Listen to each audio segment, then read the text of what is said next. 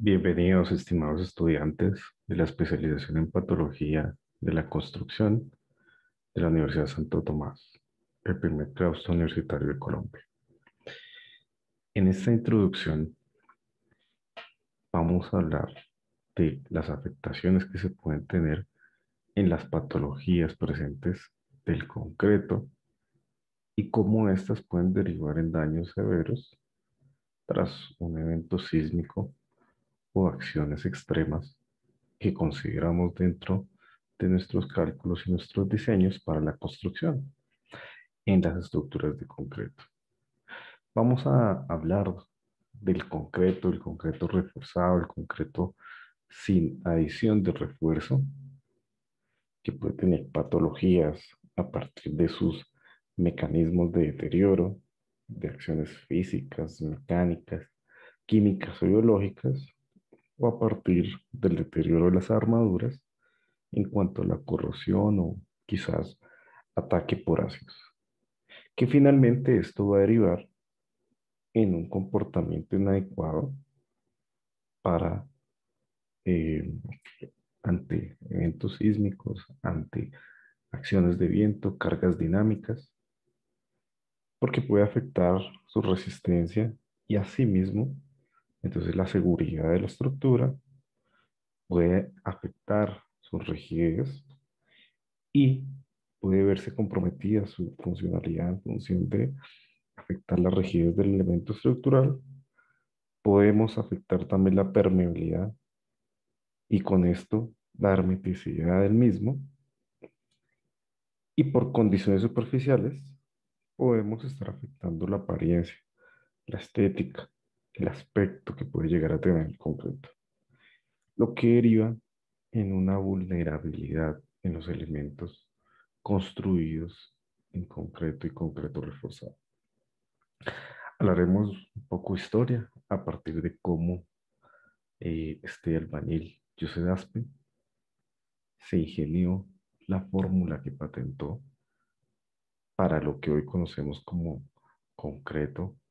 tipo Portland en función al color que en su horno en la casa pudo derivar de esa mezcla que él inventó y que se parecía, según él, al color de estas piedras de Portland. Veremos algo de historia en cuanto a las edificaciones en concreto reforzado que se han construido, como esta que es la primera, el primer edificio que se construyó en Estados Unidos, que aún sigue en pie y que es un edificio del Centro de Artes de la Universidad de Stanford. Veremos eh, propiedades importantes como la resistencia a la compresión, hablaremos de elasticidad, relación contracción, fluencia plástica, resistencia al corte, todo relacionándolo a las posibles patologías del concreto que se pueden derivar en en una adecuada obtención de estos parámetros mecánicos. Aquí hablaremos también un poco de la normativa y los ensayos que se llevan a cabo para obtener estos diferentes parámetros como el módulo de elasticidad en función de la pendiente de la curva del esfuerzo de formación que se tiene producto del ensayo de compresión en un cilindro de concreto. Sin dejar de lado el acero, también retomaremos, hablaremos de lo que es la resistencia a la tensión, su módulo de elasticidad, los grados, los tamaños que tenemos y algo muy importante, identificar las marcas para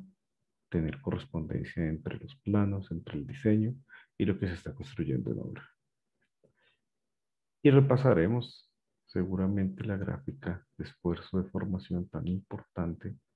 del acero estructural, lo que deriva en la compatibilidad que se tiene entre estos dos materiales a partir de su coeficiente de dilatación térmica, a partir de que uno es supremamente importante para resistir los esfuerzos a compresión como el concreto y el otro la resistencia a la tensión que puede llegar a tener, que sería el acero. Sus ventajas como la resistencia a la compresión, la rigidez, el mantenimiento que a veces puede derivar en patologías de este elemento, aumento de la resistencia a la capacidad con el tiempo, economía, su manejabilidad y mano de obra. Pero también hablaremos de las desventajas que puede tener este elemento, que puede tener mi concreto, como lo son las cimbras, la baja resistencia por unidad de volumen, densidad plástica, construcción o producción en zonas de difícil acceso y la construcción, contracción derivada de procesos de fraguado rurales. Recordaremos lo que son las fallas dúctiles y frágiles y que se pueden producir en los elementos estructurales y hablaremos de fallas en el diseño estructural por materiales empleados, por la propia construcción, por operación y por mantenimiento, siempre relacionándolos a un posible riesgo que pueda tener la edificación, pueda tener la construcción en concreto. Y algunas de las patologías más comunes, como deficiencia del núcleo resistente, como la que vemos en la imagen, que deriva de una falla del elemento estructural, efectos de columna corta tan conocidos, pero que en algunas ocasiones no tenemos en cuenta dentro de las construcciones para producir que la columna como tal gire de manera adecuada y que puede derivar en fallas críticas como las que vemos en la imagen. Además del golpeteo en edificaciones, algo que con nuestra normativa estamos tratando de reducir, pero es una patología que en Colombia, lastimosamente, por no tener la experiencia o coger la experiencia de sismos que han ocurrido en otras regiones del mundo, aún seguimos construyendo edificaciones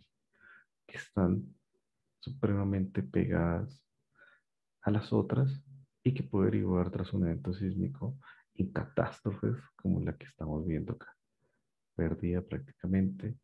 de un nivel de la edificación, producto del golpeteo entre edificaciones ante los movimientos derivados de la acción dinámica, como lo es